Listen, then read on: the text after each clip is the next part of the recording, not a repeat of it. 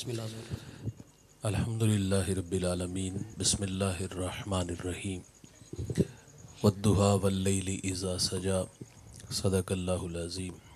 द्रूशी पढ़िएगा। सलातु वस्सलामु अलैका या रसूल अल्लाह व अला आलिका व अस्हाबिका या सय्यदी या हबीबल्लाह। हम्दो सना के बाद इज़्ज़त व तकरीम के लायक स्टेज की ज़ीनत मुक़्तदर उलमा मुअज़्ज़ज़ मुहतशम हाज़रीन, अस्सलामु अलैकुम व रहमतुल्लाह। चंद बातें आपके गोश गुजार करके गुफ्तगू समेट लूँगा। दुआ है अल्लाह हक़ बयान करने की तौफ़ीक़ अता फ़रमाए। आमीन आमीन। आज की इस नशिस्त में मैं शमाइल रसूल सल्लल्लाहु अलैहि वसल्लम के हवाले से गुफ्तगू करूँगा, और ये ऐसा मज़मून है कि जिसका हक़ कोई भी अदा नहीं कर सकता। सादा कर दें। मैं और आप 14 सदियों के फ़ासले पे खड़े हैं। जिन्होंने हुजूर का ज़माना पाया, सर की आँखों से हुजूर का जमाल देखा, वो भी हुजूर का हुलिया बयान करने की ताकत नहीं रखते। चंद असहाब जिनके नाम उंगलियों के पोरों पे गिने जा सकते हैं, जिन्होंने मेरे हुजूर का हुलिया बयान किया है। बाकी सहाबा एक दूसरे से पूछते थे, बताओ हुजूर कैसे थे। जवाब में कहते, क्या तुमने हुजूर को नहीं देखा? कहा, देख के भी नहीं देख सके। तो मैं और आप समात करेंगे इस दुआ के साथ कि मैं सो जाऊं या मुस्तफ़ा कहते कहते, खुले आँख सल्ले अला कहते कहते, मुँह छोटा बात बड़ी। अल्लाह ताला हम सब को हुजूर की ज़ियारत से माला माल फरमाए। आइए हुजूर के कदमों का तज़किरा करते हैं कि मेरे करीम आका सल्लल्लाहु अलैहि वसल्लम के कदम मुबारक कैसे थे। हज़रत अली रज़ी अल्लाह ताला अन्हु फरमाते हैं, शस्नुल कदमैन, हुजूर के कदम मुबारक पुरगोश थे। हज़रत अब्दुल्ला बिन बुरैदा रज़ी अल्लाह ताला अन्हु फरमाते हैं, काना सल्लल्लाहु अलैहि वसल्लम अहसनुल बशरि कदमन, हुजूर के कदम सबसे हसीन थे, पुरगोश थे, हसीन थे, और इन हसीन कदमों को सहाबा ने चूमा है। इमाम बुखारी अल अदबुल मुफरद में वज़ा बिन आमर से रवायत करते हैं कि हम वफ़द की शक्ल में हुजूर की खिदमत में हाज़िर हुए। मुलाकात का शरफ़ नसीब हुआ।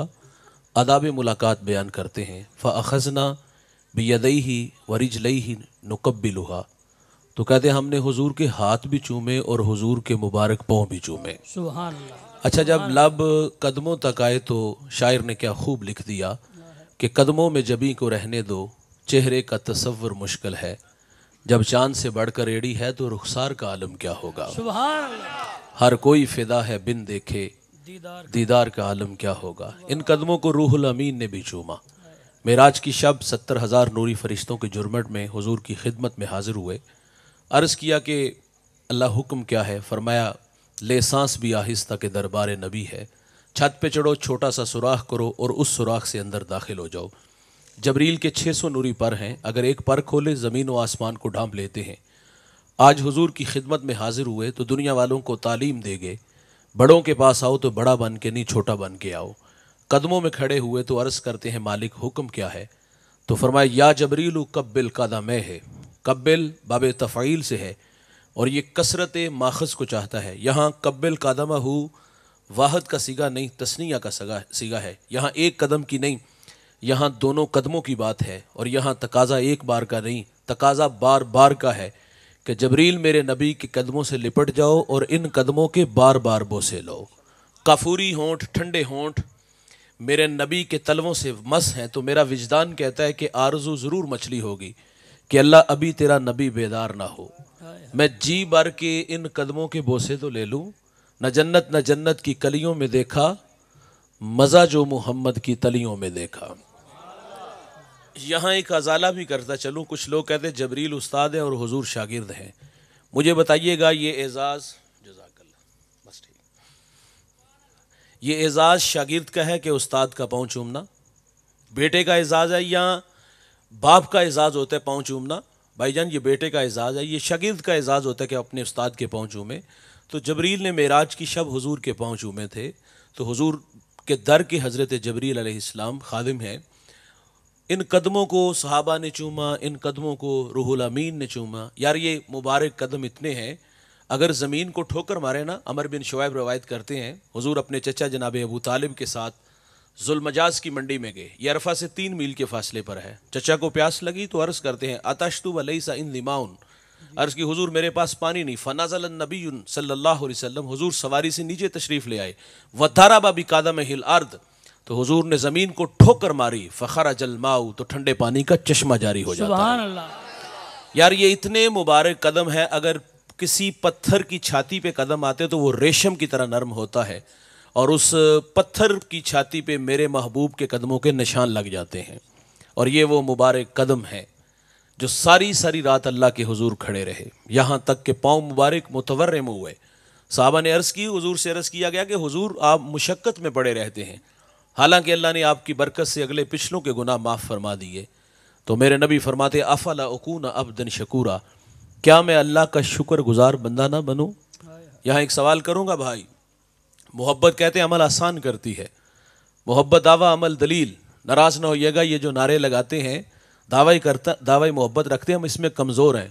حضور تو ساری ساری رات اللہ کے حضور کھڑے رہے، بحیثیت امتی میں اور آپ دیکھ لیں کہ میں اور آپ کہاں کھڑے ہیں، معذرت سے کہوں گا چوکوں میں، چوباروں پہ، چھٹی کے وقت اسکول کے گیٹ کے سامنے جوانیاں برباد کرتے ہیں، رقص و سرود کی محفلیں سجاتے ہیں۔ ہماری تنہائیاں، ہماری راتیں، ہمارے قدم کن راہوں کے راہی ہیں؟ میرے نبی ساری ساری رات اللہ کے حضور کھڑے رہے۔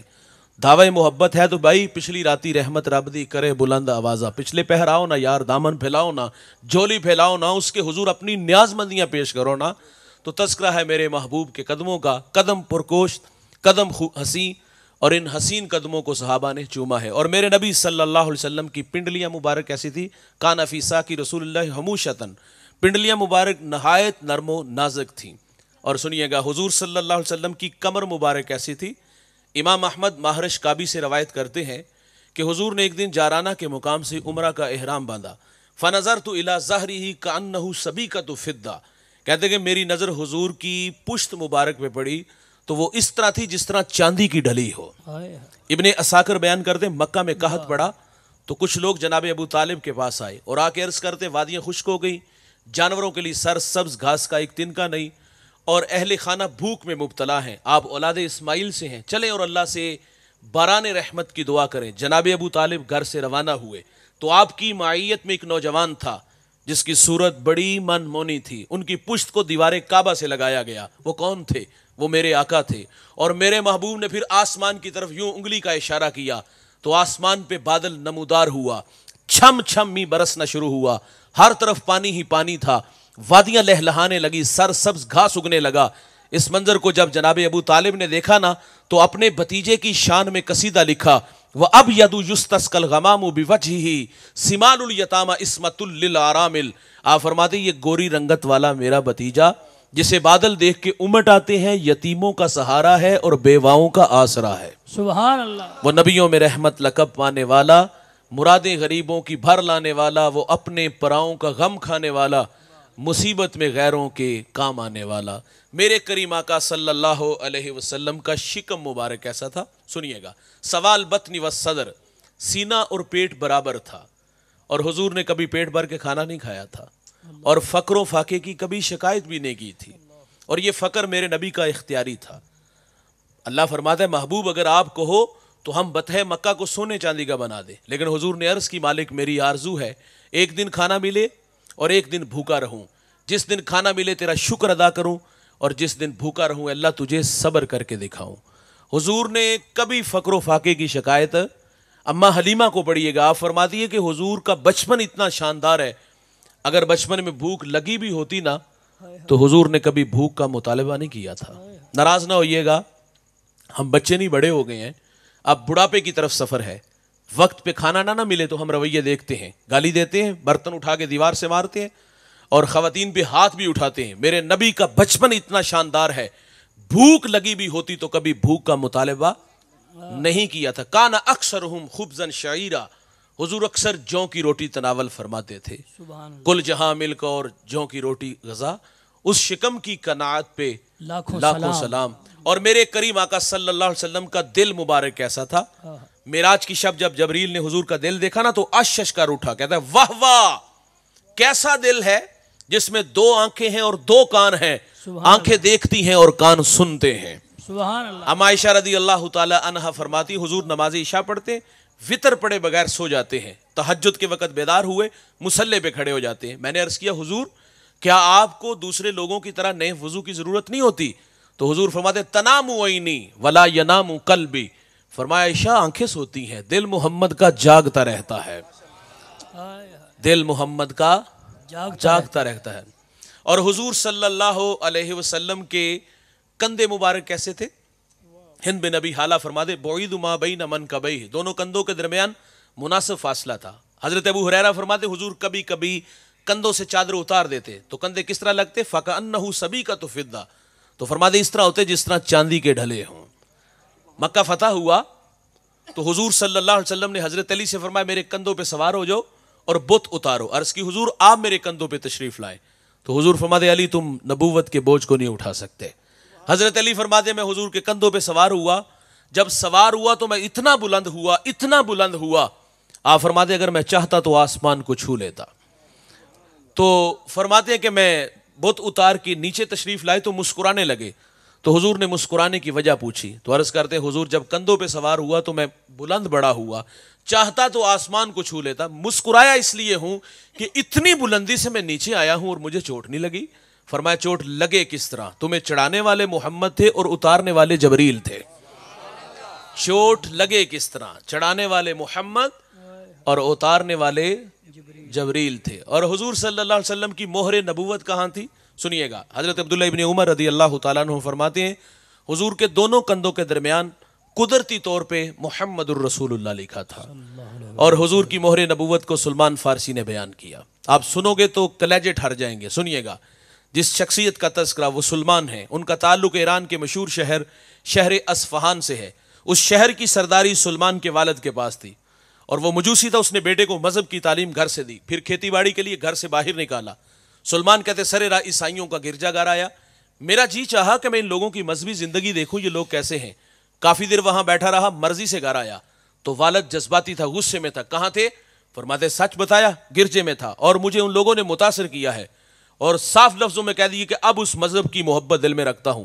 سلمان کہتے میرا والد ڈر گیا کہیں یہ مجوسیت کو چھوڑ کر عیسائیت کو نہ قبول کر لے، مجھے لوہے کی زنجیروں سے جکڑا۔ پھر میں نے فیصلہ کر لیا اب یہاں نہیں رہنا، مجھے سبیل ملی، میں ملک شام آیا، وہاں کے ایک عالم سے ملاقات کی، اپنے حالات سے آگاہ کیا کہ اس مذہب کی محبت یہاں کھینچ لائی ہے، میں شہر کی سرداری کو ٹھوکر مار کے آیا ہوں، تشنا ہوں، پیاس بجھاؤ۔ آپ فرماتے تا دم آخر جب تک وہ زندہ رہا میں نے خدمت کی، مرنے لگا تو میں نے کہا جاؤں تو کہاں جاؤں؟ کہا موصل، وہاں ایک عالم وہ تیری تشفی کرے گا۔ فرماتے میں نے اس کی بڑی خدمت کی، جب وہ مرنے لگا میں نے کہا جاؤں تو کہاں جاؤں؟ کہا نصیبین، وہاں ایک عالم ہے وہ تیری تشفی کرے گا۔ فرماتے میں وہاں چلا گیا، اس عالم کی بھی خدمت کی، جب وہ مرنے لگا سراپا سوال بن کے سامنے کھڑا تھا، جاؤں تو کہاں جاؤں؟ کہا غموریا، وہاں ایک عالم ہے وہ تیری تشفی کرے گا۔ فرماتے اس کی بھی بڑی خدمت کی، جب وہ مرنے لگا تو اس نے کہا سلمان با خدا اب میری نظر میں کوئی ایسا شخص نہیں کہ جس کی خدمت میں تمہیں بھیجوں۔ جب یہ بات کی تو دل کی نیا ڈوبنے لگی۔ اس عالم نے کہا گھبراؤ نہیں، خبر سنو، اب آخر الزمان محمد کا زمانہ قریب آ گیا ہے، نخلستان دو جلے میدانوں کے درمیان تشریف لائیں گے۔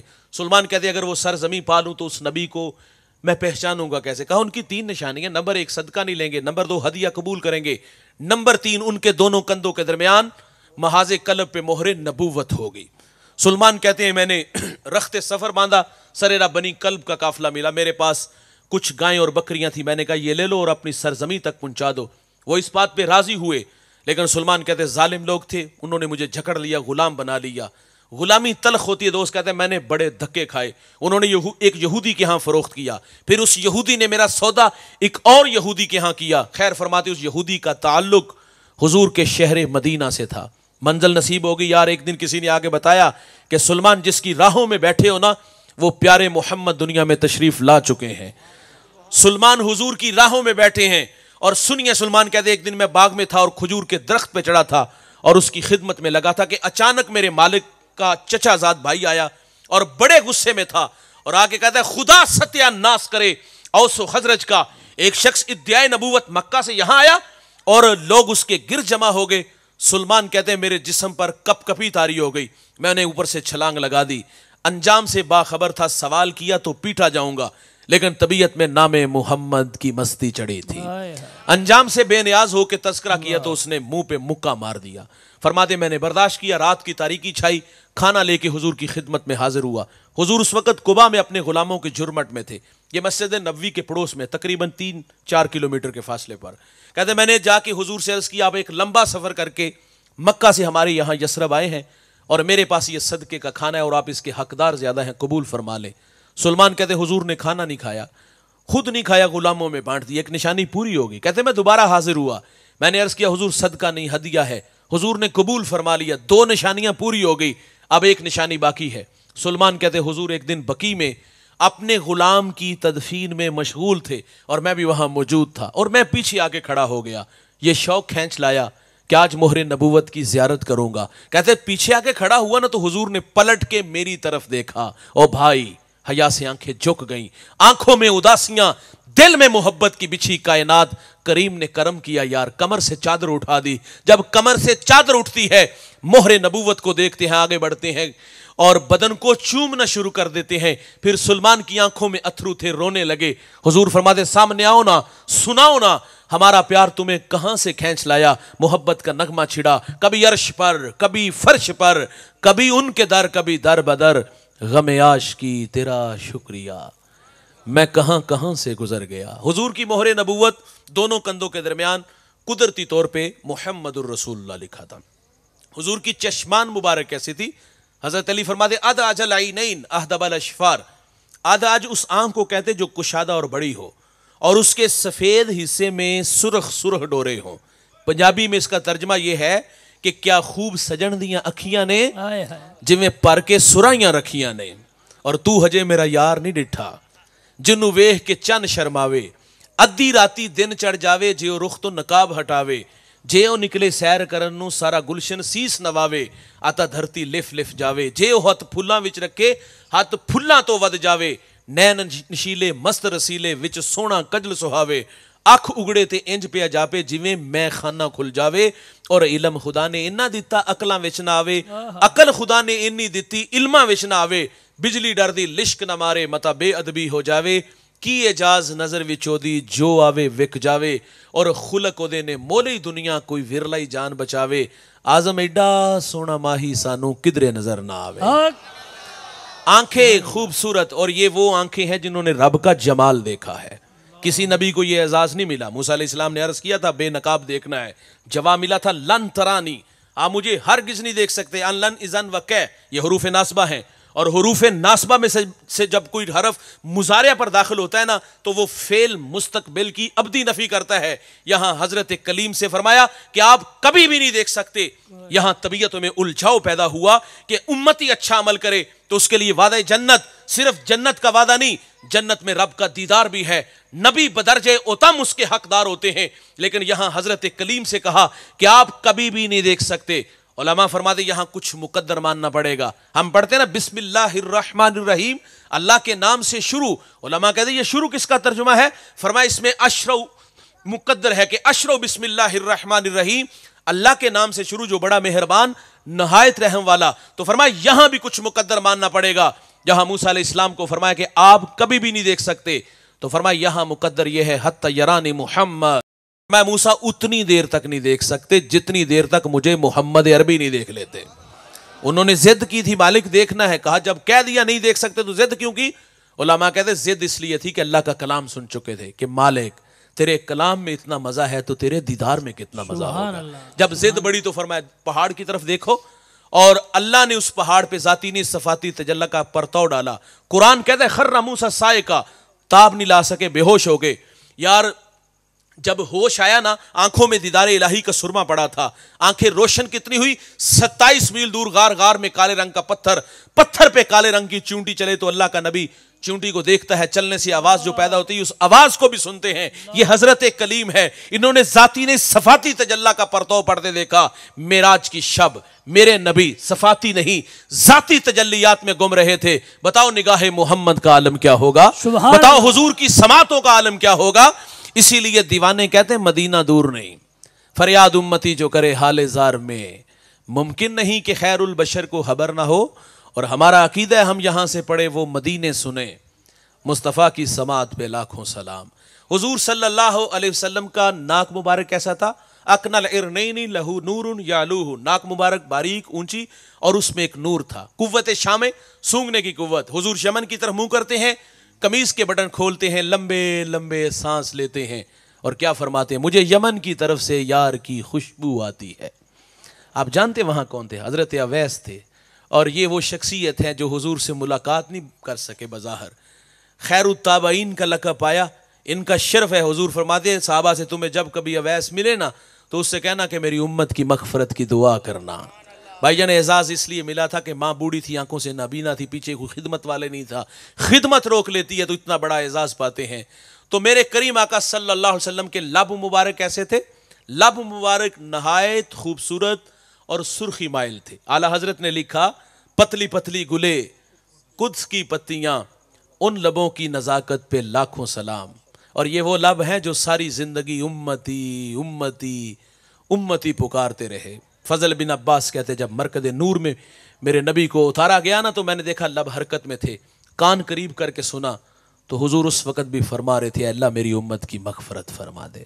بحیثیت امتی میں اور آپ غور ضرور کریے گا کہ اتنا پیار دینے والے نبی نے ہم نے بحیثیت امتی کیا کیا یار، کہاں کھڑے ہیں اور ہماری زندگی کن راہوں پہ گزر رہی ہے۔ تو سنیے گا حضور صلی اللہ علیہ وسلم کے لب مبارک اور حضور کا دہن مبارک کیسا تھا؟ حضور کے دہن سے خوشبو آتی تھی۔ اچھا جس کا تعلق حضور کے دہن سے ہو جاتا اس سے بھی خوشبو آتی۔ حضور کی خدمت میں پانی سے بھرا ڈھول لایا گیا اور حضور کی خدمت میں پیش کیا گیا۔ میرے نبی نے ڈول سے پانی لیا اور پانی منہ میں ڈالا، منہ والا پانی ڈول میں ڈالا، ڈول والا پانی کنویں میں ڈالا تو کنویں سے مشک و عنبر کی خوشبویں آنا شروع ہو گئی۔ اور میرے نبی کا لعاب دہن وہ کیسا تھا؟ جابر کی ہنڈیا میں آئے تو برکت آئے، قتادہ کی آنکھ پہ لگے تو شفا ملے۔ خیبر کے مقام پر مولا کائنات کو اشوب چشم تھا، آنکھیں دکھ رہی تھی، حضور کی خدمت میں پیش کیا گیا تو میرے نبی نے لعاب لگایا تو آنکھیں چمکنا شروع ہو گئی۔ حضرت فضیع کہتے ہیں کہ سانپ کے انڈوں پہ پاؤں آیا، بینائی چلی گئی، حضور کی خدمت میں حاضر ہوا، دیدے آنکھوں کے روشن کر دیجئے، سائل کبھی خالی نہیں گئے اس چوکھٹ سے۔ تو میرے نبی نے اپنا مبارک لعاب لگایا تو حضرت فضیع کی آنکھیں چمکنا شروع ہو گئی۔ آپ فرماتے ہیں آنکھیں اتنی روشن ہو گئی، 80 سال کا بوڑھا ہو گیا تو میں سوئی میں دھاگا بھی ڈال لیا کرتا تھا۔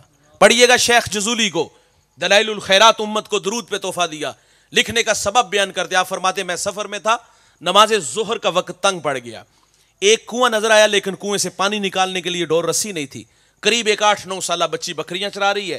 میں نے کہا پتر اپنے گاؤں سے ڈور رسی لا دو، وہ نہیں گئی بلکہ کہتی حضرت کہاں کے ارادے؟ منزل سے آگاہ کیا، کس بستی کے رہنے والے؟ ڈیرا بتایا، کہتی نام مولانا، نام معروف تھا، جب نام بتایا تو پھٹی نگاہوں سے دیکھ کے کہتی مولوی صاحب ناراض نہیں ہونا، میں نے اپنے بڑوں سے آپ کے تقوی و عبادت کے تذکرے سنے ہیں، افسوس آپ سے ایک چھوٹا سا کام بھی نہیں ہوا۔ شیخ فرماتے خود اعتمادی، اور اس خود اعتمادی سے میرے پاس سے گزری، کنویں پر آئی اور کنویں پر آ کر اس نے تھونک پھینکی تو وہ چشمہ بن کے پانی اوپر آ گیا۔ فرماتے سارا بدن پسینے سے شرابور تھا، اللہ کہانی کیا ہے۔ خیر جلدی سے وضو کیا، نماز پڑھی، میں نے بچی کو بلا لیا، پتر کیا وظیفہ پڑھتی ہو؟ کہا حضرت صبح اجڑ لے کے آتی ہوں، شام گھر چلی جاتی ہوں۔ فرماتے میں نے کہا بیٹا بتاؤ نا، میں خود بھی پڑھوں گا، بیٹوں کو بھی کہوں گا، اپنے مریدوں سے بھی کہوں گا، تلامذہ سے بھی کہوں گا۔ کہا بتاؤ کیا وظیفہ کرتی ہو؟ اس نے کہا مجھے ایک بات پہ فخر ہے، میں سارا دن بکریاں بھی چراتی ہوں اور سونے محمد پہ درود بھی پڑھتی ہوں۔ اور اس نے کہا میں نے حضور کی سنت کو ادا کیا ہے، حضور ایک سفر میں تھے، پانی کی ضرورت تھی، سریرا کنواں آیا تو میرے نبی نے اس کنویں میں اپنا لعاب دہن پھینکا تو وہ چشمہ بن کے پانی اوپر آ گیا۔ میں فرض محبت ادا کر رہا ہوں، کسی کی ادا کو ادا کر رہا ہوں۔ اور میرے نبی کی آواز مبارک کیسی تھی؟ آواز کی 2 خوبیاں ہوتی ہیں، بلند آواز اور دوسری خوبصورت۔ مائک کی ضرورت مجھے ہے، آخری بندے تک آواز پہنچانے کے لیے یہ حاجت ہے، لیکن میرے نبی کی آواز کا معجزہ، جس طرح قریب والا سنتا جو سب سے آخر پہ ہوتا، جس طرح یہاں قریب والے کو آواز پہنچتی آخر والے کو بھی اسی طرح آواز پہنچتی۔ اما عائشہ فرماتی، خطبہ ارشاد فرما رہے ہیں حضور، اور حضور نے فرمایا بیٹھ جاؤ۔ عبداللہ بن رواحہ بنی غنم کا محلہ کافی دور تھا اور انہوں نے وہاں سنا اور وہیں پہ بیٹھ جاتے ہیں، اور آواز خوبصورت کتنی ہے سنیے گا یار۔ برا بن عازب فرماتے ہیں حضور کی اقتداء میں نماز عشاء پڑھی اور حضور نے نماز عشاء میں سورہ 3 کی تلاوت کی، آپ فرماتے آج تک اس کا نشہ نہیں اترا۔ اور میرے کریم آقا صلی اللہ علیہ وسلم کے بازو مبارک بازو عظیم تھے۔ حضور نماز استسقاء پڑھا رہے ہیں، ہاتھ آگے کیا پھر پیچھے کر لیا۔ نماز کے بعد صحابہ نے عرض کیا کہ خلاف عادت عمل دیکھا ہے کہ آپ نے نماز میں ہاتھ آگے کیا پھر پیچھے کیا؟ تو حضور فرماتے ہیں کہ جنت میں کھجوروں کا ایک خوشہ لٹک رہا تھا، میرا جی چاہا کہ میں تمہارے لیے توڑ دوں، اور پھر میں نے کہا کہ چلو جنت میں سے اگر میں توڑ لیتا تم قیامت تک کھاتے رہتے، ختم نہ ہوتا۔ بھائی جان 2 فٹ پر میرا اور آپ کا ہاتھ جائے گا، اور یہ آنکھ جو ہے نا اس کی طاقت کیا ہے، یہ چوتھے آسمان تک جائے۔ او بھائی جس نبی کا ہاتھ جنت میں، اور جنت کہاں ہے؟ یہ سدرۃ المنتہا کے کہیں آس پاس، جس نبی کا ہاتھ جنت میں جاتا ہے اس نبی کی نگاہ کا عالم کیا ہوگا؟ سبحان اللہ۔ میرے کریم آقا صلی اللہ علیہ وسلم کی ہتھیلیاں کشادہ تھی، میرے نبی کی انگلیاں جو ہے خوش نما اور قوی تھی۔ انگلیوں کا معجزہ سنیے گا یار، حضور حدیبیہ کے مقام پر 1400 صحابہ تھے، پانی کی ضرورت تھی، حضور نے برتن میں اپنی انگلیاں رکھی تو پانی کے چشمے جاری ہوئے، صحابہ نے کہا ہم نے پانی بھی پیا اور وضو بھی بنایا تھا۔ اور میرے کریم آقا صلی اللہ علیہ وسلم کا سر مبارک کیسا تھا؟ اعتدال اور موزونیت کے ساتھ بڑا تھا۔ بڑا سر کامل عقل کی دلیل ہوتا ہے۔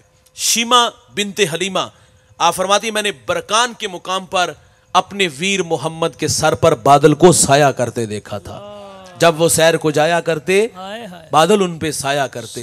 سنیے گا بھائی، حضور کے منہ مبارک کیسے تھے؟ زلف مبارک نہ گنگریالے نہ بالکل سیدھے، اور بالوں کی درازی الی نصف اذنیہ، کبھی نصف کانوں کی لو تک، شہمت اذنیہ، کبھی کانوں کی لو تک، اور کبھی کبھی یہ کندھوں کو چھو جاتے تھے۔ اور میرے نبی فرماتے جس نے میرے ایک بال کی بھی توہین کی اس پر جنت حرام ہے۔ حضور جب حجامت بناتے تو صحابہ حضور کے ارد گرد بیٹھ جاتے، زلفوں کا ایک بال بھی زمین پہ گرنے نہیں دیتے تھے، سنبھال کے رکھے تھے۔ اور یار ہم حضرت ام سلمہ کو بڑی، آپ نے تو گھر میں شفا خانہ کھولا تھا، محلے میں کوئی بیمار ہوتا پانی میں بھگو کے دیتی تو اللہ بیمار کو شفا عطا فرما دیتا۔ خالد بن ولید کی ٹوپی میں منہ مبارک تھے، جس میدان میں اترتے ہیں فتح کا جھنڈا گاڑ کے نکلتے ہیں۔ اور میرے کریم آقا صلی اللہ علیہ وسلم کے کان مبارک کامل اور اکمل تھے۔ ابو ہریرہ راوی ہیں، میرے نبی فرماتے انی ارا ما لا ترون واسمع ما لا تسمعون، فرمایا جو میں دیکھتا ہوں وہ تم نہیں دیکھتے، اور جو میں سنتا ہوں وہ تم نہیں سنتے۔ حضرت نبی رحمت صلی اللہ علیہ وسلم تہجد کے وقت بیدار ہیں، حضرت میمونہ فرماتی 3 دفعہ حضور نے فرمایا لبیک لبیک، میں نے عرض کیا حضور کس کی فریاد پہ؟ فرمایا راجز نے مجھے مکے سے پکارا، میں نے کہا میں تیری مدد کے لیے آ رہا ہوں۔ اور میرے نبی صلی اللہ علیہ وسلم کی داڑھی مبارک ایسی تھی کس اللحیہ، حضور کی داڑھی گھنی تھی، حضور داڑھی میں کنگھی بھی کیا، میں بڑی جلدی سے بیان کر رہا ہوں، بس 2-4 منٹ میں اپنی گفتگو سمیٹ لیتا ہوں۔ حضور کنگھی بھی کیا کرتے تھے۔ سنیے گا حضور کی خدمت میں خسرو کے 2 غلام آئے، ان کی مونچھیں بڑی بڑی تھی اور داڑھی نہیں تھی۔ حضور نے فرمایا یہ کیا حلیہ بنایا ہے؟ تو انہوں نے کہا ہمارے خدا خسرو نے ہمیں داڑھی منڈانے کا حکم دیا ہے۔ بحیثیت امتی دھیان سے سنیے گا، حضور ناراض ہوئے تھے، فرمایا تمہارے جھوٹے خدا نے تمہیں داڑھی منڈانے کا حکم دیا ہے تو میرے سچے خدا نے مجھے داڑھی بڑھانے کا حکم دیا ہے۔ کریم آقا صلی اللہ علیہ وسلم کے مبارک چہرے پر پسینہ آتا تھا۔ بھائی جان میرے اور آپ کے پسینے سے بدبو آتی ہے، لیکن میرے نبی کے پسینے سے خوشبو آیا کرتی تھی۔ حضرت انس فرماتے حضور تو مدینے کی جس گلی سے گزرتے نا تو وہ گلیاں بتا دیتی تھی کہ حضور ان راہوں سے گزرے ہیں۔ اور حضور کا مبارک چہرہ کیسا تھا؟ دیکھنے والے کہا کرتے ہیں اللہ اللہ، خدا یاد آتا ہے دیکھ کے صورت تیری۔ حضور کا چہرہ ایسا تھا بھائی، جو حضور کو دیکھتا تھا وہ حضور کا ہی ہو جاتا تھا۔ مکہ سے حضور مدینہ آئے نا ہجرت کر کے، سل من قطع کا وات من حرم کا، جو تعلق توڑے تم تعلق جوڑو، جو محروم رکھے تم عطا کرو، تبلیغ فرما رہے ہیں۔ اور یہودیوں کا بہت بڑا عالم عبداللہ ابن السلام حضور کے ساتھ مناظرے کے لیے آئے کہ سوال اعتراضات کی بچھاڑ کروں گا، اور یہ حضور سے مناظرے کے لیے، ابھی حضور کو دیکھا نہیں، ملاقات نہیں ابھی ہوئی۔ وہ کسی نے کہا تھا نا کہ جنہ ویکھیا نہیں وہ کرن گلاں، اور جنہ ویکھیا ہو تو بول دے نہیں، جڑے محرم راز حقیقت دے اور راز حقیقت کھول دے نہیں۔ دیکھیا نہیں تھا تو باتیں بڑی تھی، حضور کی خدمت میں حاضر ہوئے، جب پہلی نظر حضور کے مبارک چہرے پر پڑی اور دیکھتے ہی کلمہ پڑھ لیا، ایمان لے آئے۔ ایمان لانے کی خبر جب یہودیوں کو ہوئی نا کہ اس نے سوال نہیں کیا، اعتراض نہیں کیا، مناظرہ نہیں کیا، تو دیکھا اور دیکھ کے ایمان لے آئے، تو انہوں نے کونسنے دیے، کہا یہودیت کی ناک خاک آلود کی، تو نے اچھا نہیں کیا، مناظرہ کرتا، سوال اعتراض جواب ملنے پر ایمان لاتا تو رنج نہ ہوتا۔ بہت کچھ کہا، بہت کچھ سنا، جب بہت کچھ کہہ لیا نا تو پھر عبداللہ ابن السلام بولے، اور آپ کے لفظ سونے کے پانی کے ساتھ لکھنے کے قابل ہیں۔ آپ فرماتے کیا پوچھتے ہو؟ جب گیا تھا مناظرے کے لیے، سوال بڑے تھے، اعتراض بڑے تھے، لمبی فہرست تھی، لیکن جب میری نظر حضور کے مبارک چہرے پر پڑی تو میں نے دیکھ کے جان لیا، پہچان لیا کہ اتنی سونی صورت والا محمد جھوٹا ہو ہی نہیں سکتا۔ سبحان اللہ۔ میں سو جاؤں یا مصطفیٰ کہتے کہتے، کھلے آنکھ صلی اللہ کہتے کہتے اللہ ہم سب کو حضور کی زیارت سے مالا مال فرمائے۔ سلام کے لیے تمام احباب کھڑے ہو جائیں۔ مصطفیٰ جان رحمت پہ لاکھوں سلام، شمع بز میں ہدایت پہ لاکھوں سلام۔ آسیوں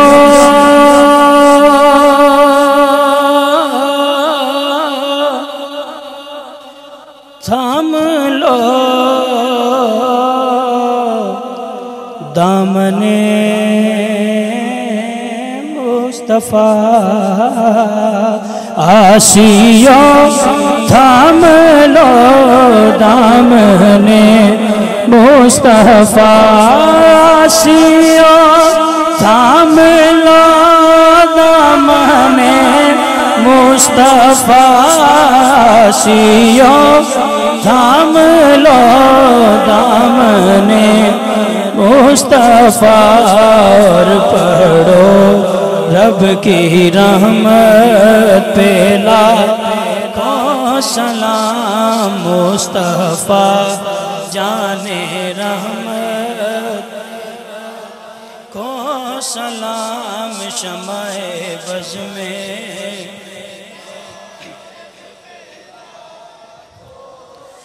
حضور ایسا کوئی انتظام ہو جائے، سلام کے لیے حاضر غلام ہو اور حضور آپ جو سن لیں تو بات بن جائے،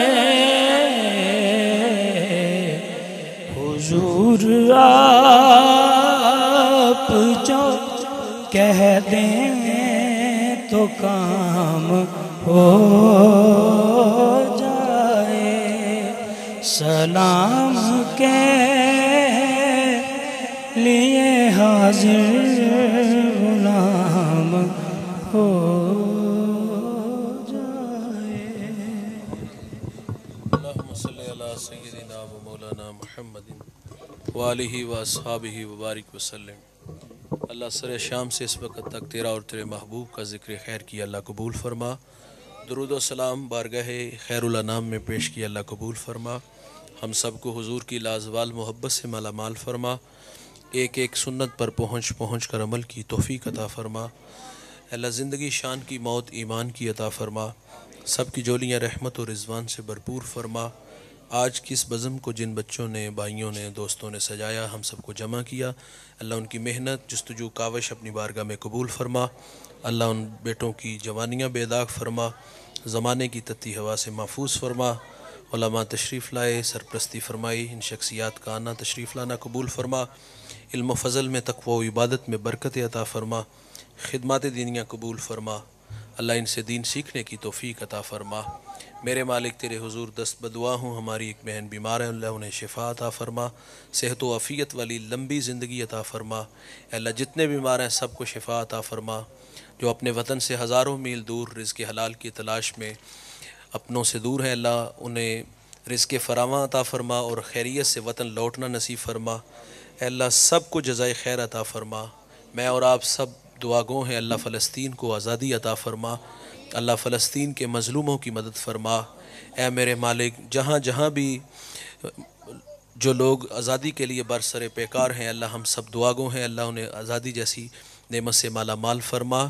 صلی اللہ تعالیٰ علی النبی الامین وآلہ و اصحابہ اجمعین برحمتک یا ارحم الراحمین، لا الہ